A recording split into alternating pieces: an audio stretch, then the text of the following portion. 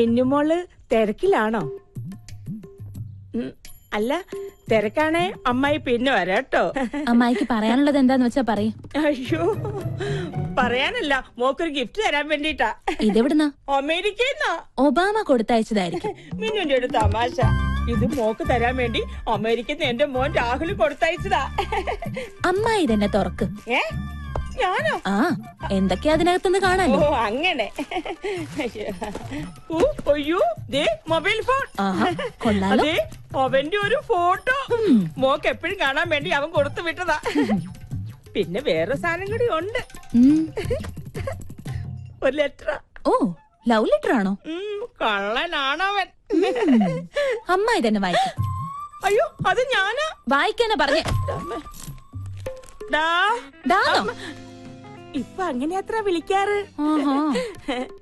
ഞാൻ നിന്നെ എത്രമാത്രം സ്നേഹിക്കുന്നുണ്ടെന്ന് നിനക്കറിയാമോ? അയ്യോ, നിന്നെ കുറിച്ചുള്ള ഓർമ്മകളുമായി ഓരോ രാത്രിയും തള്ളി നീക്കുകയാണ്. അയ്യോ പാവം. ഞാൻ എന്നും നിന്റെ ഫോട്ടോയിൽ മുത്തമിടാറുണ്ട്. അയ്യോ, നീ ചിന്തിക്കുന്നുണ്ടാവും നിന്റെ ഫോട്ടോ എങ്ങനെ എനിക്ക് കിട്ടിയെന്ന്. അമ്മ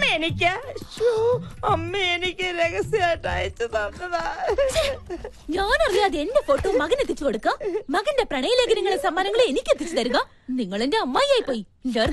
മിന്നുമോളെ, അത് പ്രായമാവുമ്പോഴെങ്കിലും പെണ്ണുങ്ങൾക്ക് ഇത്തിരി പക്വത ഉണ്ടാവണം.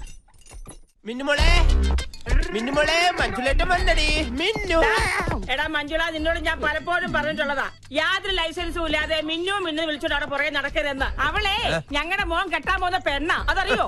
എന്റെ അമ്മാവന്റെ മകളെ പേരെടുത്ത് വിളിക്കാൻ ഞാൻ ഇനി ഈ വീട്ടിൽ ലൈസൻസ് എടുക്കണോ? നീ വിളിച്ചോടാ മോനെ. അതെ, ഇവന് മിന്നുവിനോടൊരു മോഹം ഉണ്ടെങ്കിൽ ഏട്ടൻ മിന്നുവിനെ ഇവന് തന്നെ കെട്ടിച്ചു കൊടുക്കും. ഞാൻ ഒരു വാക്ക് പറഞ്ഞാ മതി. ഏതാണ് ആ വാക്ക്? ഞാൻ എഴുതിയെടുക്കും. പോടാ കിഴങ്ങ. അമ്മ ഇത് കുഴപ്പമില്ല. എടാ മണ്ട, എന്താ അമ്മേ? നീ മിന്നുവിന്റെ ഭർത്താവായി കാണാനല്ല ഈ അമ്മയുടെ ആഗ്രഹം. പിന്നെ മിന്നു ഗ്രൂപ്പിന്റെ മാനേജർ ആവണം. അതാണോ അമ്മയുടെ അന്ത്യാഭിലാഷം? അതെ. എങ്കിലത് നടക്കില്ലമ്മേ. അതെന്താ?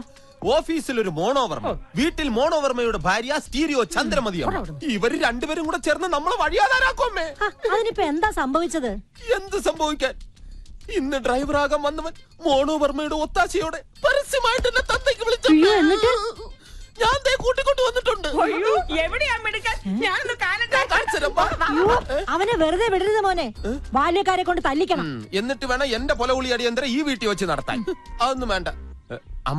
അമ്മാവനോടൊന്ന് പറഞ്ഞാ മതി അവനെ ഡ്രൈവർ ആക്കണ്ടെന്ന്. ഞാൻ ഏട്ടനെ ഒന്ന് കാണട്ടെ. കൊള്ളാം. ഇന്റർവ്യൂവിന് വന്ന ദിവസം തന്നെ നീ എന്റെ മരുമകന്റെ അച്ഛൻ വിളിച്ചു. താൻ ഒന്നും പറയണ്ട. ഈ നിൽക്കുന്നത് ആരാണെന്ന് തനിക്കറിയാമോ? എന്റെ ഒരേ ഒരു സഹോദരി, ഇവളുടെ മകനും, അതായത് എന്റെ മരുമകൻ. എടോ, എന്റെ ശാരദ ഭർത്താവിന്റെ കൂടെ കുറച്ചു കാലം മാത്രമേ ജീവിച്ചുള്ളൂ. ഇവന്റെ കുഞ്ഞിക്കാല് കണ്ടതിന് ശേഷം പിന്നെ എന്റെ ശാരദയ്ക്ക് ദാമ്പത്യ ജീവിതം ഉണ്ടായിട്ടില്ല. അതുകൊണ്ട് എന്റെ പൊന്ന അന്നി, ഞാനൊരു കാര്യം പറഞ്ഞോട്ടെ. ഇങ്ങൊന്നേ,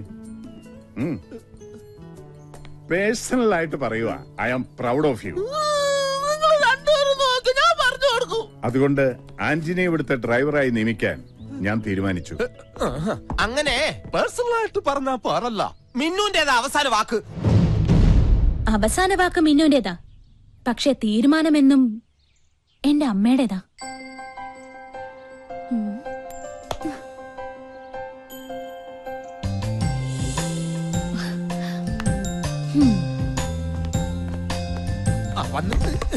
മിന്നുമോളെ, ഇവനെ എന്റെ തന്തയ്ക്ക് അറിഞ്ഞു. മഞ്ജുലേട്ടാ, കാറിന്റെ ചാവി എന്റെ കയ്യിലുണ്ട് മോളെ. മോൾക്ക് എവിടെ പോണോന്ന് പറഞ്ഞാ മതി. മഞ്ജുലേട്ടൻ റെഡി. പറഞ്ഞ കേട്ടില്ലേ? ഇറങ്ങി പോടാ. ആ ചാവി അയാളുടെ കയ്യിൽ കൊടുക്കും. പറഞ്ഞ കേട്ടില്ലടാ. ഇനി ഒരു നിമിഷം ഞാൻ ഇവിടെ നിൽക്കില്ല. ഞാൻ അകത്ത് പോയി കിടക്കാൻ പോണു.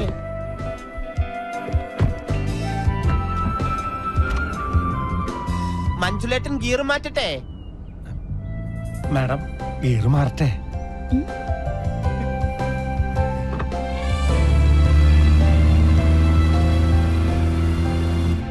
ആന്റണി, ഇവിടെ എല്ലാ കാര്യങ്ങളും സ്ട്രിക്റ്റ് ആണ്. ഞാൻ അനുവദിക്കുന്ന സമയങ്ങളിൽ മാത്രമേ വീട്ടിൽ പോകാൻ പറ്റൂ. ആന്റണിക്ക് ഞങ്ങളുടെ ഔട്ട് ഹൗസിൽ താമസിക്കാം. പിന്നെ ഇടയ്ക്കിടയ്ക്ക് വീട്ടിൽ പോയി ഭാര്യയും മക്കളെയും കാണാൻ തോന്നുവാണെങ്കിൽ ജോലി ഉപേക്ഷിക്കാൻ തയ്യാറായിക്കോ. അങ്ങനെ ഒരു ആവശ്യമായിട്ട് ഞാൻ വരുന്ന എനിക്ക് തോന്നണല്ലേ. അതെന്താ, നിങ്ങൾക്ക് ഭാര്യയും മക്കളൊന്നുമില്ലേ? ഞാൻ കല്യാണം കഴിച്ചിട്ടില്ല. ഓ,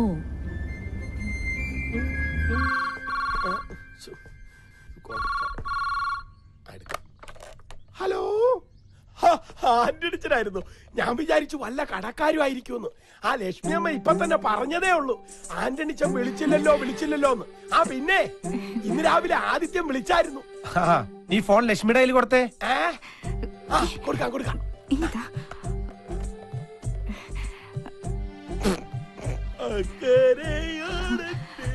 ഹലോ ലക്ഷ്മിയെ, മോൻ വിളിച്ചിരുന്നല്ലേ? അവന് നല്ലൊരു ജോലി കിട്ടിയെന്ന് പറഞ്ഞു.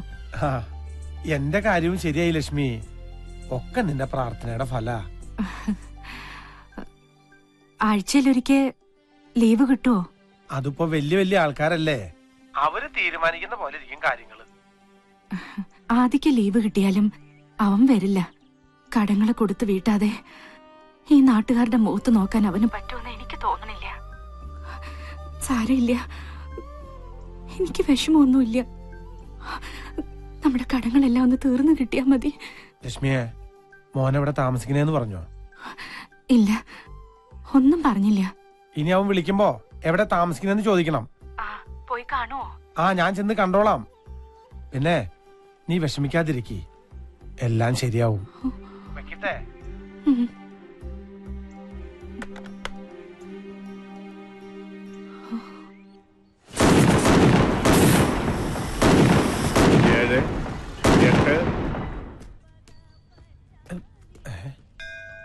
എട്ടേ പൊട്ടിയുള്ളൂ. ഇതാ ഞാൻ പറഞ്ഞത്, 9 ചീട്ടാക്കിയാലേ 8 പൊട്ടിക്കൂ. ഭയങ്കരന്മാരാ, ഞാൻ വെറുതെ വിടില്ല. അമ്മേ, പൊട്ടി. 9 പൊട്ടി. ചിലപ്പോ ഇവരിങ്ങനെയാ.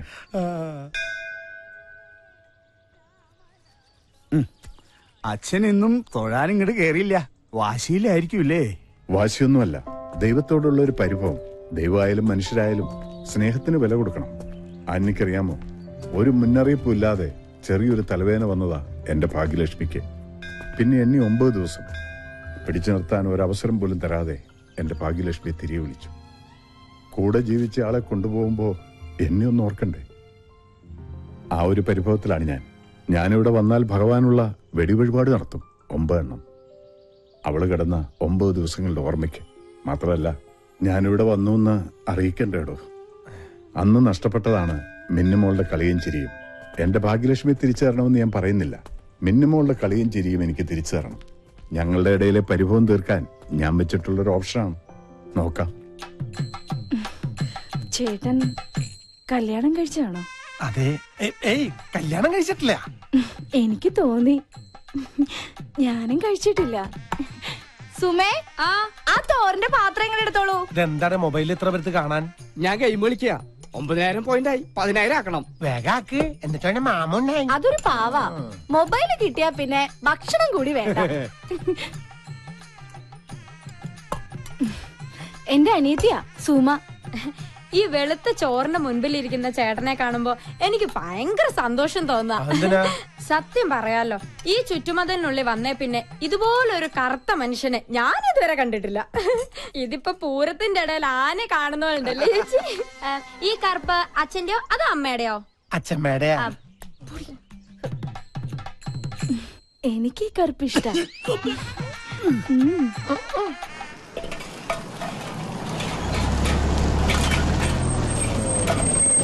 Good morning. Good morning. ഞാൻ കരുതി മിന്നുമോളായിരിക്കുന്നു. കൃത്യസമയത്ത് തന്നെ പണികൾ തീരുവോ? നടക്കും സർ. മണലിലൊക്കെ ഇപ്പൊ എന്താ? ഇതാണോ പുതിയ മെറ്റീരിയൽസ്? അതെ സർ, എല്ലാം ഹൈ ക്വാളിറ്റി.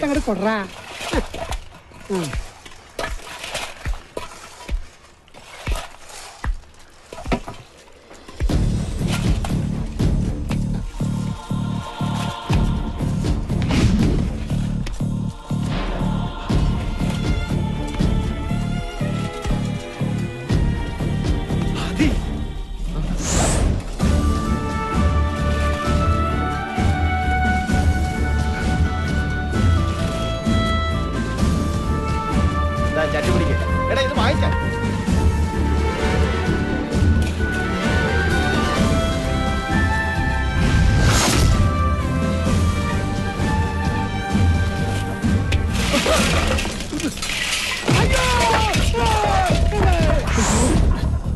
ആന്റണി വണ്ടി എടുക്കും.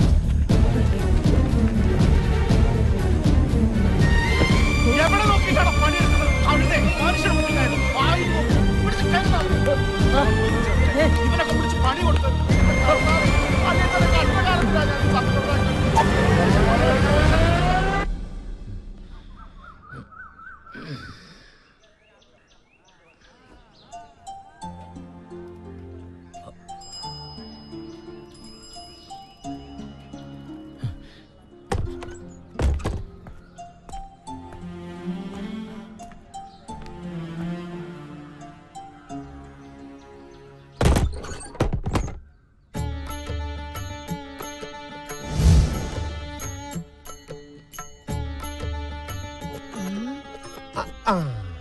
ഞാൻ സത്യശീലൻ, പക്ഷേ ഇത് ഞാനല്ല.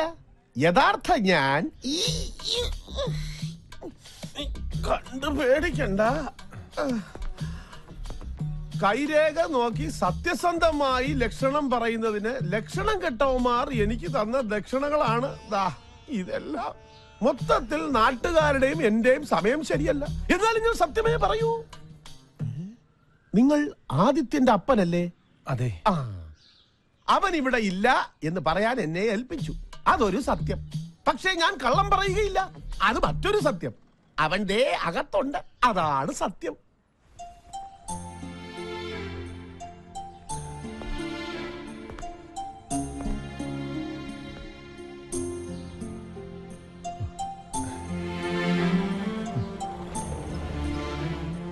നമ്മുടെ ആനയെ കൊണ്ട് പോലും ഭാരം വലിപ്പിക്കാത്തവനെ അപ്പൻ. എന്നിട്ടും നീ, ഞാനും ലക്ഷ്മിയും നിന്നെ വെയിലും മഞ്ഞും കൊള്ളിക്കാതെ വളർത്തിയതല്ല മോനെ. എന്നിട്ടും എനിക്കിതൊന്നും സഹിക്കാൻ പറ്റണില്ല. കുഞ്ഞിനാളിൽ അപ്പന്റെ മാറിലും വലുതായിപ്പോ അപ്പന്റെ മനസ്സിലും വളരായിരുന്നു. തലയോളം കടം വന്ന് കയറിയിട്ടും ആന്റണി പതറില്ല. പക്ഷെ എന്റെ മോനെ അവിടെ കണ്ടപ്പോ അപ്പന്റെ മനസ്സ് തകർന്നു പോയിടാ. അപ്പൊ എന്നൊന്നും പറയരുത്.